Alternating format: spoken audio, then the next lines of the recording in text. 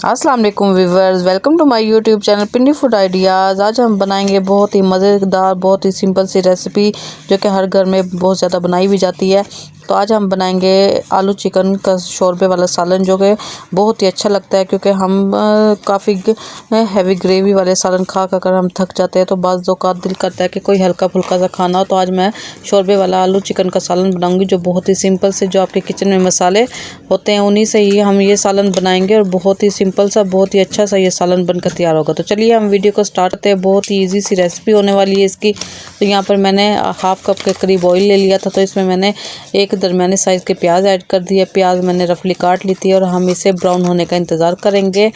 हमने इसे प्याज को ज़्यादा ब्राउन नहीं होने देना। अगर हम ज़्यादा ब्राउन करेंगे तो हमारे सालन का कलर चेंज हो जाएगा। यहाँ पर मैंने इसमें 1 खाने का चम्मच अदरक लहसुन चॉप्ड हुआ ले लिया है। 3 से 4 अदर मैंने सब्ज़ मिर्चें ली जो मैंने बारीक काट ली थी, और 2 मीडियम साइज़ के टमाटर लिए हैं जिसने रफली से मैंने काट लिया था।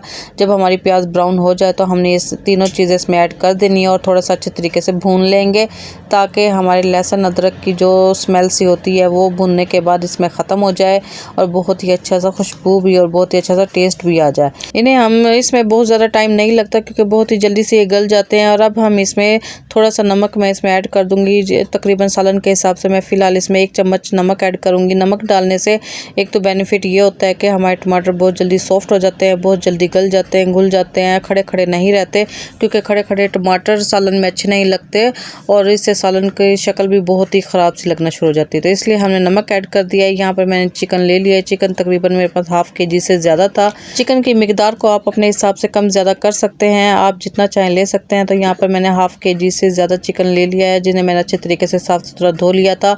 अब वो भी मैं इसमें टमाटरों के साथ, लहसुन अदरक के साथ ही इसमें डाल दूँगी फ्राई होने के लिए, ताकि हमारे गोश्त में जो मज़ेदार से इसमें टमाटर अदरक लहसुन का टेस्ट आ जाए और हमारे चिकन में जो स्मेल वगैरह होती है वो भी ख़त्म हो जाए।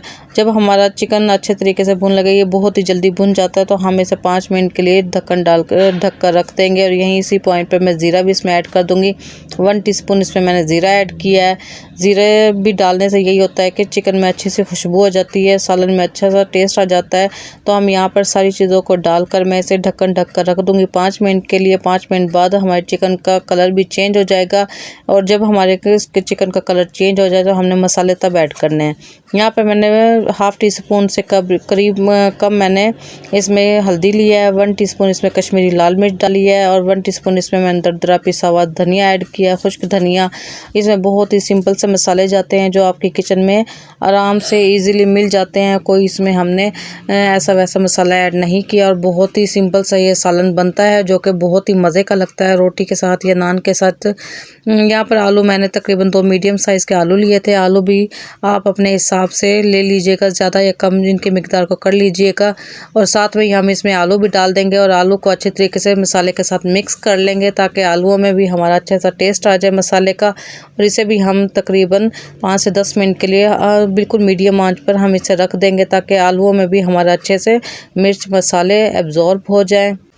हम इसे रखने के बाद अब मैं इसमें पानी ऐड करूँगी। पानी हमने शोरबे के लिए रखना है। आप पानी ज़्यादा या कम कर सकते हैं जितना आप रखना चाहें, लेकिन मैं थोड़ा सा शोरबे वाला बनाऊंगी क्योंकि आलू और चिकन का सालन शोरबे वाला ही अच्छा लगता है। तो यहाँ पर मैंने इतना पानी इसमें डालना है जिसमें हमारा चिकन तो तकरीबन गल गया है, हमारे आलू गल जाएं, और बाकी जितनी मिकदार में मैंने शोरबा रखना है हमारा वो शोरबा रह जाए। तो यहाँ पर मैं तकरीबन हाफ़ गिलास के करीब इसमें पानी ऐड करूँगी, और बहुत ही जल्दी से आलू भी गल जाएंगे। तो हमारे ये देखें सालन मज़ेदार सा कितना खुश रंग इसका आया है।